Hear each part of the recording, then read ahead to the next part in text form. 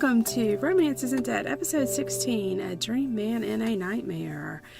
How are we doing today, Ray?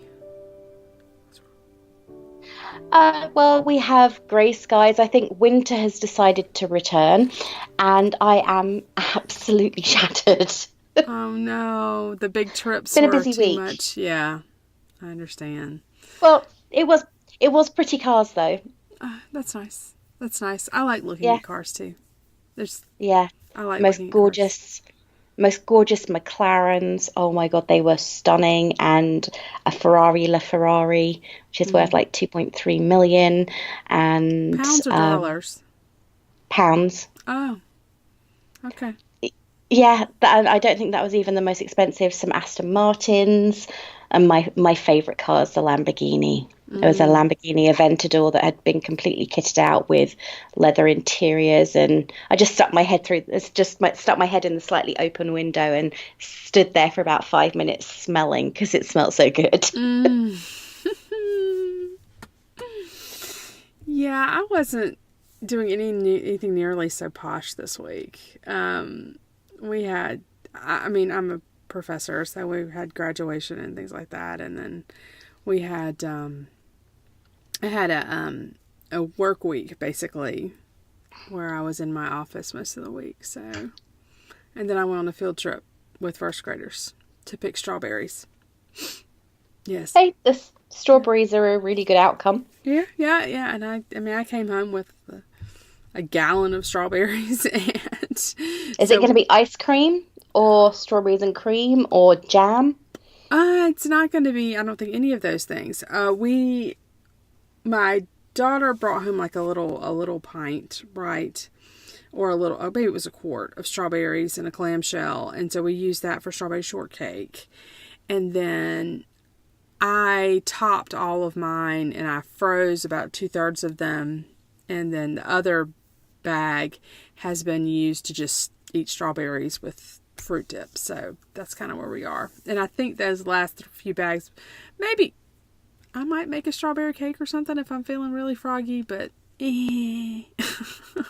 Strawberries on cheesecake. That would require me to make a cheesecake. Although I guess I could go buy a cheesecake and then just you could go and buy a cheesecake or strawberries with ice cream and chocolate sauce. We did get ice cream at the store, so they could easily go with that as well. And then yesterday we had a horse show, which sounds way more posh than it actually is. So yeah, but you make it sound like a car show is seriously posh. Granted, the cars on the floor were worth millions in a lot of cases. I also saw Tony Stark's Audi e-tron. Nice. Yeah, did a little bit of a tour of the non-existent engine because, of course, it's an electric car. And saw a few interviews with one of my colleagues pointed out, there's a celebrity from this TV show called Made in Chelsea. And it's like, how do you recognize this person? And he said, oh, my girlfriend watches. I think that's what he said. It was something along those lines. And he then sent me a message really late that night saying, see, I knew he was somebody from that show. Wow. I don't watch TV, so I couldn't judge. But and then we saw a stunt show done in Ford Mustang, a C-Max, which is like I know what a C-Max is. Yeah, nice SUV. Well, nice SUV. And a Ford Focus. I'm going to say this, and this is going to just tell you how dreadfully pedestrian I really am. If I had to pick any sports car, it would be a Mustang. It would be a Ford Mustang. Yeah, I am a Mustang Sally all the way. Yeah. Literally. Yeah, I used to have one. Now I have mom cars. But I love Ford Mustangs. Always have. And also saw a DBS. An Aston Martin. An Aston Martin DBS. Oh my God, that was beautiful. But we're not here to talk about cars, even if I am having a love affair with them at the moment. I did send a message out earlier this week saying I found my new boyfriend. It was the 720S, I believe, McLaren. That's my new boyfriend. He's worth a lot more money than me, and I'm quite happy about it. Okay, well, moving on, the book that I saw that's coming out soon that I'm very excited about, and it's coming out in the next couple of weeks, is the next book in Nalini Singh's Psy Changeling Trinity series. And I think there were just going to be 3 of them, and it's the 3rd, and it's called Wolf Rain, and it's coming out on June 4th, which is just after my birthday. So happy birthday to me. Yeah, have you read any of the other ones in the Trinity? So, well, the other 2. I read Silver Silence, and I enjoyed that. It was about Silver Marquant, Caleb Krychek's assistant, and her mate, I guess is what the word you would use, and he's a bear, a Russian bear. Okay. And then the the second one actually was the one I couldn't get through. Oh, I remember you telling me about this. Yeah. Is the only one you said the only one in her series that you couldn't finish. And I could finish it if I wanted to, like, gut it out. I just couldn't bring myself to care about them very much, so I didn't worry about it. And I'm hoping that I don't have that same response, because I kind of think maybe I'm being fake speciesist. I don't know.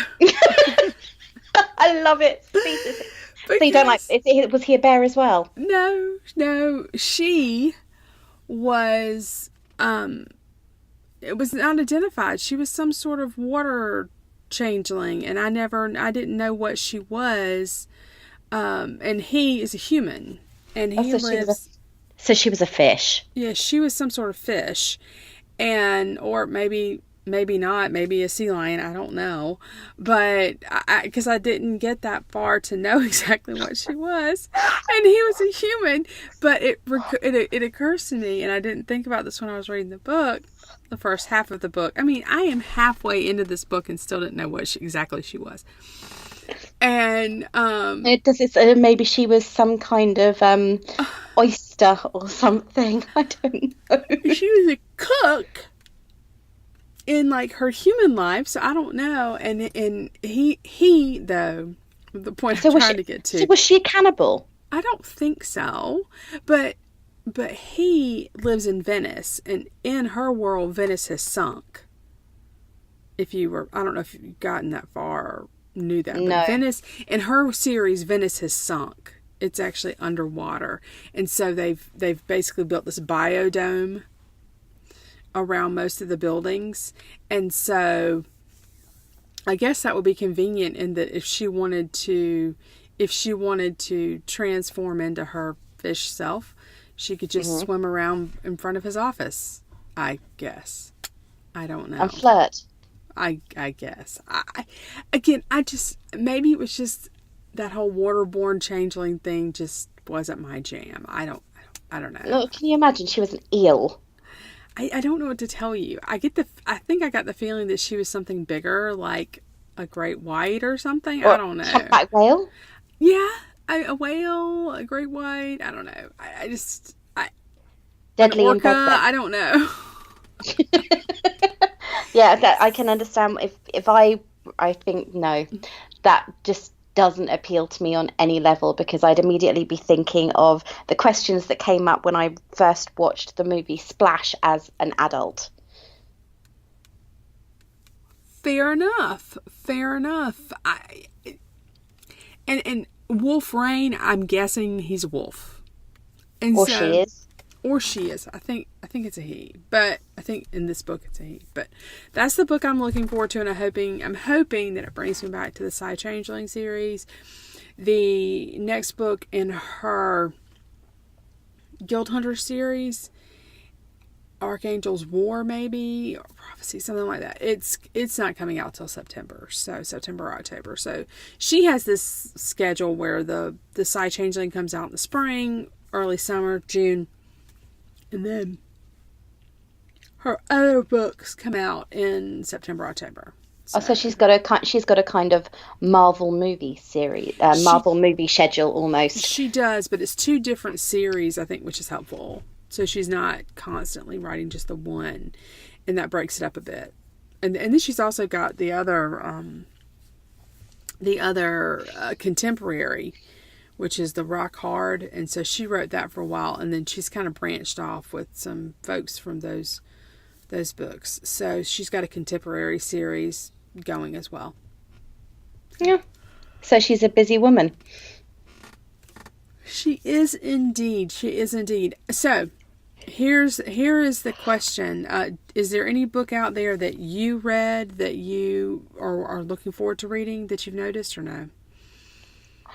I have to be honest, I have been so busy the last couple of weeks that I haven't actually looked at new releases. I've still got a couple of books on my TBR list that I haven't even picked up yet. Okay. Because, of course, we read Jill Mansell only in the year, and I've got her release from this year. She only comes out with one a year, and I've got her release from this year to read, which I'm really looking forward to. But I'm going to wait till actually, we've got a bank holiday weekend coming up at the end of this month, so that might be my read for then. And also, I want to read the new Jenny Colgan. She writes, again, chick lit. She's a British author. Most of her books are based down in Devon and Cornwall. Kevin and Dornwall. That's an interesting location. And she's had a couple out already, and she comes out with a couple a year. So I'm going to pick up one of hers. I think that she's got a sequel to a book that I read last year out. She writes far more sequences. But they're all contemporary, they're all chick lit, and they're all based in the UK.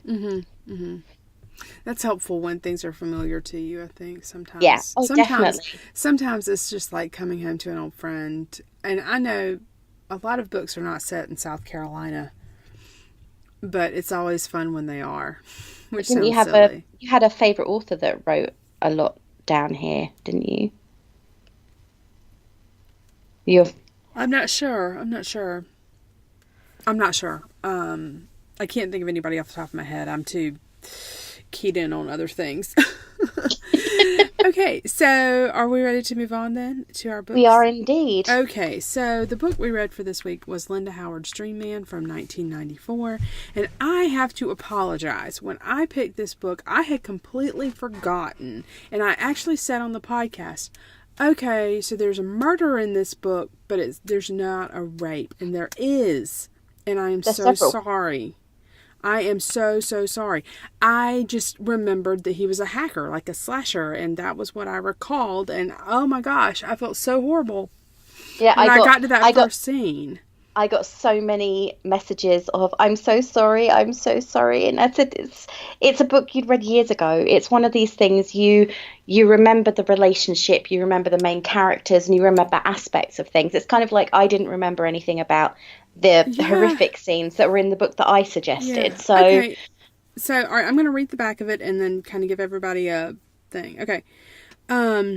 Marlie Keene was trying to lead a quiet, ordinary life. She thought the knowing, the clairvoyance that allowed her to witness crimes as they happened, had been destroyed in the nightmare of her past. Then one night it returned with a vengeance, and she desperately needed to find someone to make it stop. Detective Dane Hollister of the Orlando Police Department had never met anyone like Marlie. He had doubts about her clairvoyance, but there was no doubt about how much he desired her. Her soft, sweet scent set his blood afire, and he wanted to wrap her in his arms and chase the sadness from her eyes. To Marlie, Dane was all heat and hard muscle, and he made her body come alive as it never had before. But not even she could foresee where their passion would lead, a hungry quest for the elusive, dreamy ecstasies of love, and a dangerous journey into the twisted mind of a madman who would threaten their happiness and their lives. So, that is actually, that's a lot of information on the back cover of a book, right? Oh yeah, very much so. And it actually does a fairly good job of describing what happens in the book. Marlie Keene is a psychic. She has been for her entire life, but she was traumatized by this terrible, terrible event earlier in her history, and it killed her sixth sense, if you will. And she lived in Colorado and then moved to Florida because it's so far away. And then one night as she's coming home from the movies, she gets hit with this sudden event that's happening, and it's a man who is actively murdering a woman. and she sees it through his eyes. Like she is this helpless hijacker, helpless hitchhiker, right? Yeah, and, definitely. and it wipes her out, and she finally gets home. And then when the police find the body and it gets put on the news, she goes to them and she says, okay, I've seen this. And that's how she meets Detective Hollister. And he is sort of old school cop and doesn't believe her. I mean, and what I don't know that I would believe her, right? It's just so crazy. Anyway, and so she then sees another murder through this man's eyes, and that's what sort of leads Detective Hollister to basically sort of move himself in with her. And things happen. I believe there's another one. And then the man finds out about her. Yeah, but that's only because of machinations behind the scenes that are actually perpetrated by Detective Hollister.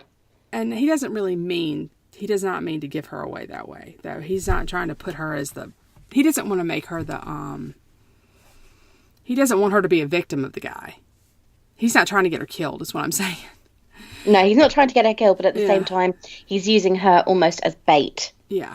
And, but he does, in the end, save her life because he leaves his gun with her. Something that the book makes a point to say he's never without it. And so he saves her life in that way. All right. So there is a happily ever after because this is Linda Howard. And this book, as I said earlier, came out in 1994. I think I probably read it in the late 90s. And possibly. And Ray, you said that you would call this book a crime romance. I'd say it's crime thriller because the focus of it isn't so much their relationship. Because their relationship, you have to be honest, within a week of meeting, he has insinuated himself in her home. Mm-hmm. And before that, he's almost stalking her, which is a little bit creepy. Mm-hmm. Which he acknowledges. Yeah, he's the definitive 1990s alpha male, as interpreted by a lot of romantic literature.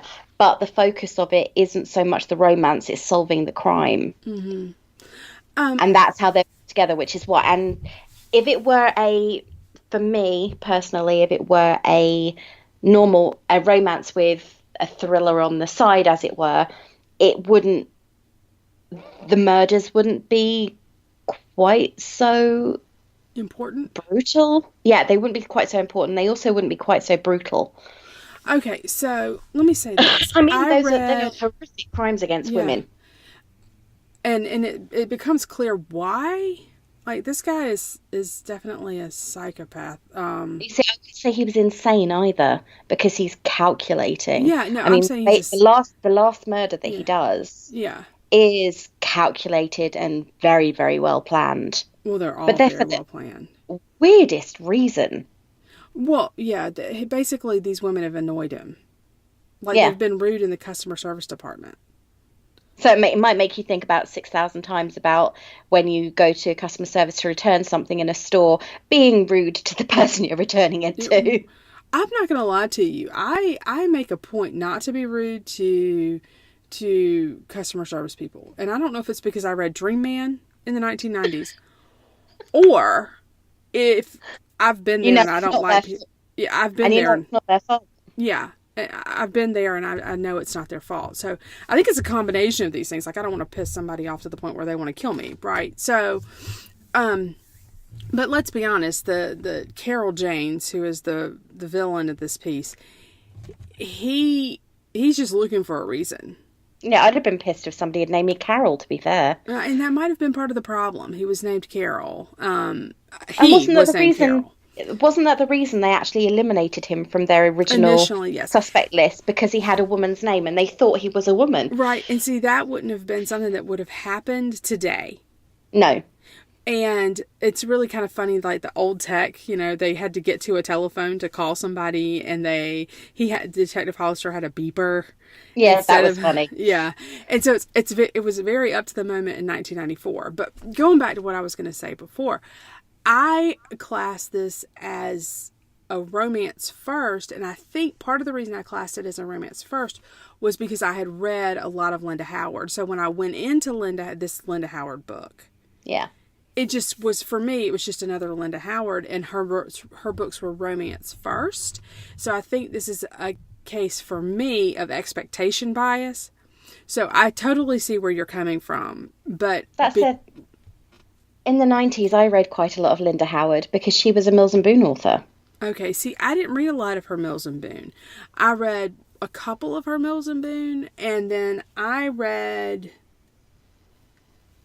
a lot of her other stuff. Like I read After the Night, and I read something Twilight or The Dawn, something like that. See, I read a bunch of her stuff that I really liked, and reading this book this time, I don't think it aged well for me. Like, I found it a little cringy.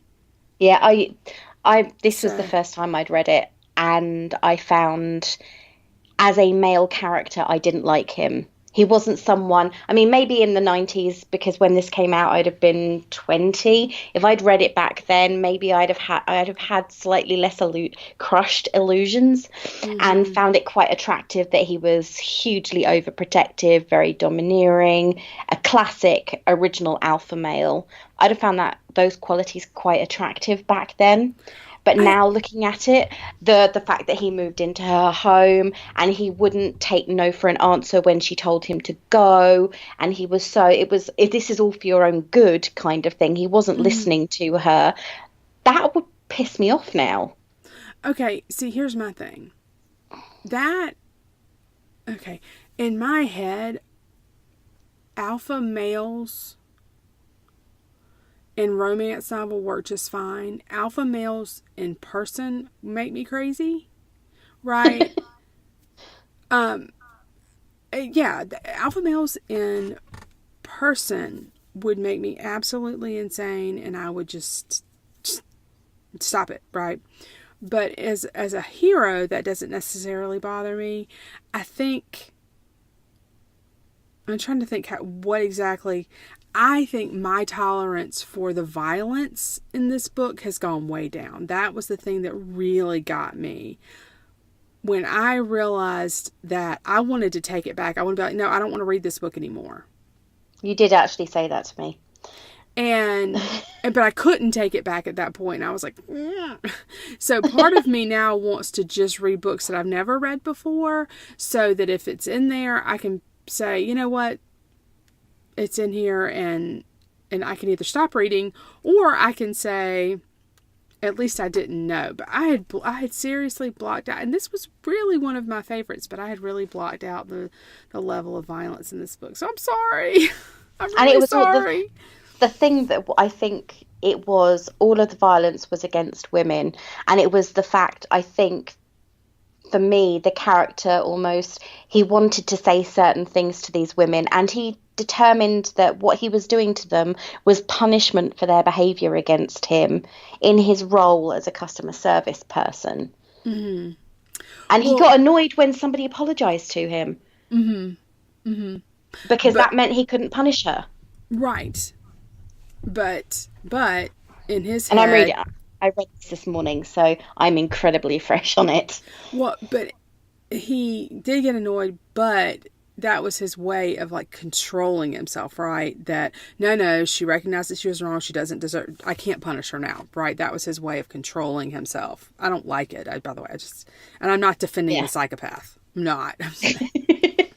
But that was Linda Howard's way of demonstrating that he did have some layers of control. His level of control was there. That he was in control of himself, and he deserved the punishment that he ultimately got. And I did like that Marlie is the one in the end who saves herself. She needed to be, because I think Dane realised that she was in danger and rushed back to the rescue, but she didn't need his help. Right. Because she'd done it herself. Right. However, I'm quite frustrated that she actually finished, as it were. Okay. Instead of he didn't get a deserving punishment from the system. Right. I think... So, in other words, you would have preferred him to have been arrested, put on trial, put in jail. Yeah. It was just too fast.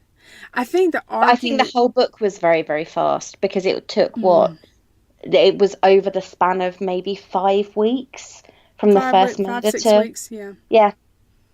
Something like that. Yeah. Oh, and safe sex wasn't an issue in this book either. No, I was noticing that too. It was kind of forgotten occasionally. It was mentioned that it was forgotten, but it was occasionally forgotten. Right. Yeah, and I've noticed that. See, here's what I've noticed. I've noticed that in older books, obviously, safe sex isn't like a thing. Like in historicals. When I say older, I mean historicals, it's not a thing. And then you've gotten into the 80s. You've gotten into I've read a couple, though, where they've used sheepskin. And they've mentioned it in the books. I think there were a couple of them. I want to say Amanda Quick's. Yeah. Yeah, I think so.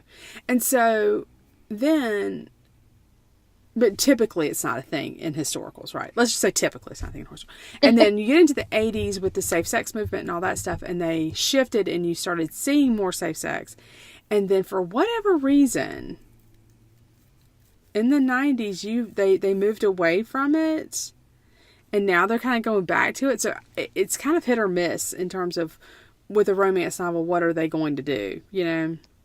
Yeah, well, that's the thing with this one. There was the determined mentions of him using protection, and then it was like, except for the first time when it was they were desperate for each other, and the last time after he told her that they were going to get married, they were going to get married, and then it's not an issue again all of a sudden, because of course every woman wants to get pregnant before she gets married. Yes. And there's silence from the married woman over there. Well, you know, I've had about 50 children, so... No, I'm kidding. I haven't had 50 children. But there are days when it feels like I have 50 children. I mean, I got married, and he had 2 kids from his first marriage, so that was instant mom.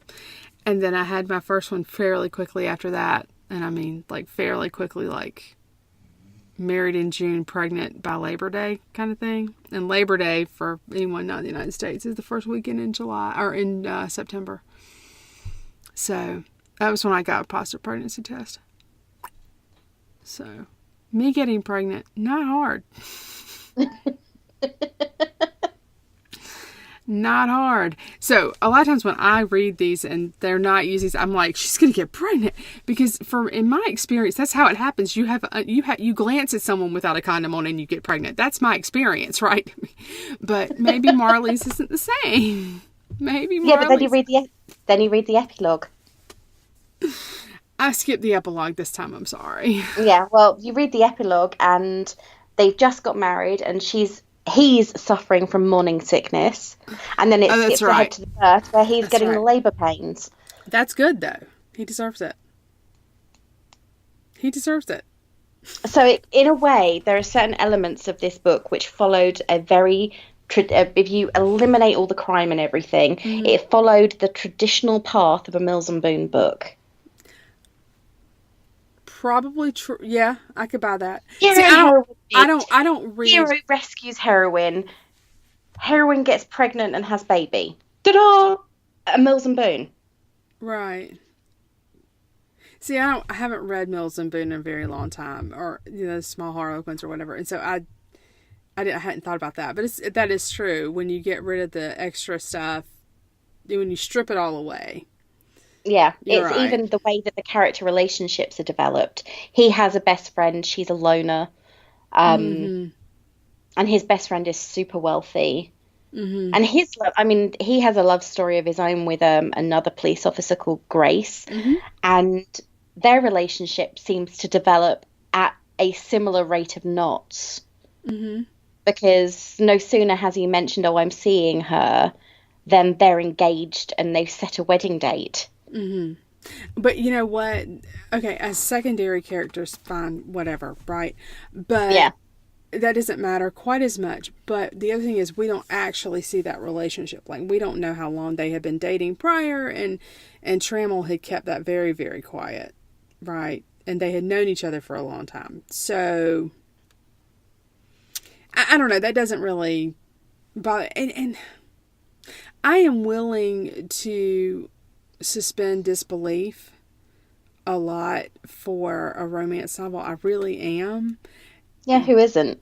But the other thing about this book, and I think the reason in the end that I actually liked it, I did like these characters. I understand that you didn't like Dane. I get that. And this time I didn't like Dane as well as I did before, like in 1995 or 7 or whenever I read it, right? Yeah. I don't like Dane as well now. But I did like Dane. The difference between this and Frontier Woman is I never liked Creed and Cricket. Either of them. I didn't like anything about them. So, Yeah, I think there are certain elements of him. Had you removed the creepy aspects that I felt from him, there were certain things that he said that I felt were quite dismissive. Him referring to her as babe felt far too familiar when he didn't know her. And I think if somebody moved into my home, turned up on my doorstep with a bunch of boxes, I wouldn't open the door to them. right. And then she forgives him far too quickly for putting her in, even though it's indirectly putting her in danger. She still just forgives him. Right. And that felt uncomfortable for me. Mm-hmm. And I don't know if I don't know why it is at all. I just find that there were certain elements of their relationship. It was built under fire. Mm-hmm. And things like that don't always last.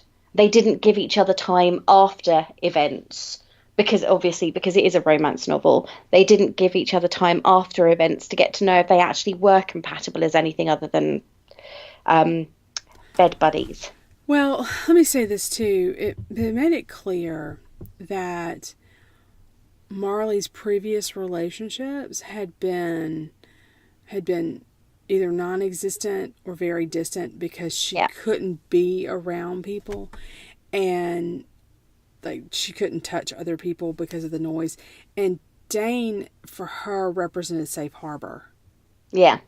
And because she could, like, he was like this brick wall that she couldn't, like, her psychic stuff couldn't get to him, kind of thing. And but apparently her pain could. Yeah. See, that's the irony at the end. But I just in the end, I felt like they were fairly, like, he provided. If they were a puzzle piece, I could see how they fit together. If they were two puzzle pieces, I could see how they fit together. And I will say this.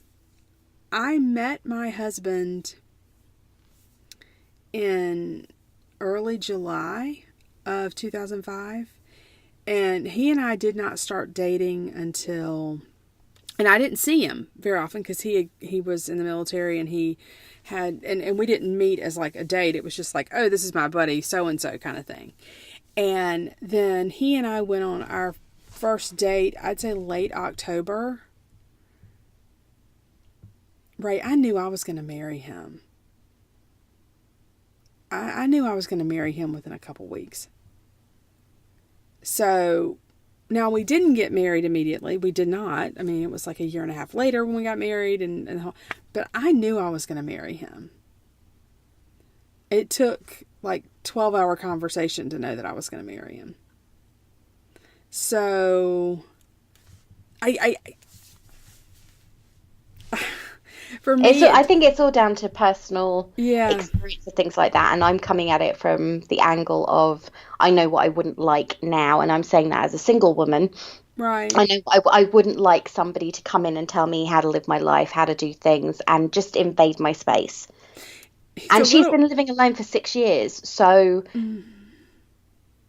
even 6 years is quite a long time to live alone. And not, I wouldn't say adjust, but you grow used to the way things are. You have your own routine. Mm-hmm. So somebody, and he even sleeps in her bed when he comes over that first night because she phoned him and said that she was seeing something. Mm-hmm. And he came over, and instead of, he saw the couch and it was immediately dismissive. I'm a 6 foot guy and I'm not sleeping on a 5 foot couch. And he goes and sleeps in her bed when she's unconscious. Mm-hmm. That, Let's note that's for the creepy. listeners that he doesn't do anything when No, he just he doesn't do sleeps. anything. He But just even sleeps. so, that's still creepy. Mm-hmm. It doesn't seem to bother her when she realizes it. She's like, he slept with me. Okay. It's kind of how she responds, right? Yeah, I know. But is that how you'd respond if someone came and slept in your bed when you were unconscious? Well, not now. No. Exactly, it's what I mean. It's how I don't think that if somebody came over and I'd been ill or whatever else, and they had a choice of, granted my couch is 6 foot long, but they had a choice of my couch or my bed, and they chose my bed, they'd be getting a knee groin in the morning. Not a do you want breakfast? They'd be getting a knee in the groin. But that's just me. Maybe I'm a little bit violent. Okay, Hey. so listeners, how would you react if a Okay, man but with this again, video came and slept in your bed? this is a romance novel. Yeah, I know, but at the same time, it's not. There is so much in I the book, agree. isn't? I agree that again, reading this 25 years on, I don't love it anymore. So I don't love it anymore. I don't think it's aged as well as I would have hoped. Although you do see flashes of things that I think are acceptable 25 years on. So for instance, Yeah, it is pretty clear that when they start down a physical road, yeah. he does seek consent. He doesn't just it's not a traditional bodice ripper No, and where at least she's not calling him Mister after they've slept together. right. I'm having horrible flashbacks now. Yeah. That's not my fault. I told you not to do that. I know. This I told you to do, and I'm sorry, but I told you not to do that other one. That's your fault. Okay, so we're not sure that Linda Howard's Dream Man has aged very well. We're pretty sure it has not aged well. And is there anything else It hasn't aged as badly as Joanna Lindsay's book, which is only 6 years old. Not Joanna Lindsay. So sorry, Joanna Lindsay. It hasn't aged as well as Joan Johnston's book, which was only 6 years older than this one. Okay, that one really was just too much for me. Yeah, it was 6 years older, and it shows every one of those 6 years. So. Okay, so what is our next? What is our next book? Our next book is by Jojo Moyes, and it is Me Before You, which is, I have to be honest, the only one of her books that I've read that I liked. And it's the only one of this. This actually is the first part in what became a trilogy. It's not the same as the film. And I enjoyed it. It is a Tissues at Dawn book. I'm sorry. Yeah, I know. Yeah, I know. I can see your face is like, oh no, not another one. I seem to pick books that make you cry, but it is a fantastic character development novel that doesn't end in a very traditional way. Okay. All right. And so we will not be recording next week because it is the American Memorial Day holiday, and I will be out of reasonable podcasting range. And I'm actually off, and that's our long weekend as well. Yes. So you have a bank holiday as well. We do indeed. And so the irony is I actually have to work that next day, but anyway. And I'm off. Yes. So anyway, so we will not be back for 2 weeks, but when we do come back, it will be Me Before You. Is that correct? Yep, it will. And we'll still be on social media. So hit us up there if you want something. And of course, we've got a now 15 episode backlog if you want to listen to any of our old episodes. 15, oh my god, how can we be on episode 16 already? I don't know. It's pretty funny. That's pretty funny. Okay, well, how did you want to sign out this morning? Keep on searching for your happily ever after, even if it's not in the Linda Howard book. Okay. Yeah. And I would remind you that romance isn't dead. It's alive and well on your bookshelf.